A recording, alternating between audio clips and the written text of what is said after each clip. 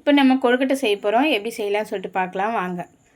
அதுக்கு முன்னாடி நம்ம இது போல் நான் வேர்க்கடலை தான் பூர்ணம் வைக்கிறேன். அதனால் வேர்க்கடலையை நல்லா வறுத்து எடுத்துக்கலாம். வறுத்து எடுத்து சுத்தம் பண்ணிவிட்டு இப்போ மிக்ஸி ஜாரில் நான் 3 ஏலக்காய் போட்டிருக்கேன்.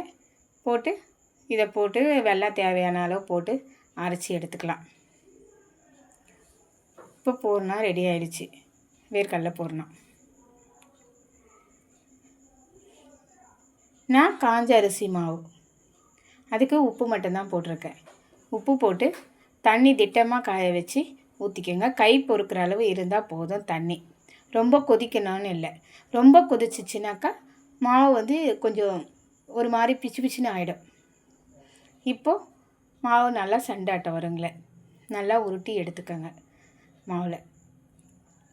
மாவு கையில் ஒட்டக்கூடாது, பாத்திரத்தில் ஒட்டக்கூடாது. அப்படி இருந்ததுன்னா கொழுக்கட்டை சாஃப்டாக இருக்கும். 8 மணி நேரம் 10 மணி நேரம் ஆனாலும் சாஃப்டாக அப்படியே இருக்கும். மூடி வச்சிட்டிங்கன்னா அப்படியே இருக்கும். வரன்னு ஆகாது, காஞ்சி போன மாதிரி ஆகாது, நல்லா இருக்கும்.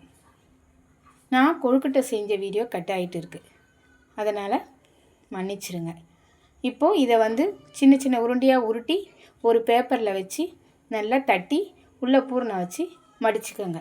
மடித்து இந்த மாதிரி நல்லா அழுத்தி விட்டுட்டிங்கன்னா சூப்பராக இருக்கும். கொழுக்கட்டை நல்லா சாஃப்டாக இருக்கும். நம்ம வீட்லேயே காய வச்ச அரிசியாக இருந்தால் நல்லாயிருக்கும். பேக்கெட்டு மாவாக இருந்தாலும் நல்லா தான் இருக்கும். இது போல் செஞ்சு பாருங்கள். கொழுக்கட்டை சாஃப்டாக இருக்கும், நல்லா இருக்கும். பசங்க சாப்பிடுவாங்க. நன்றி.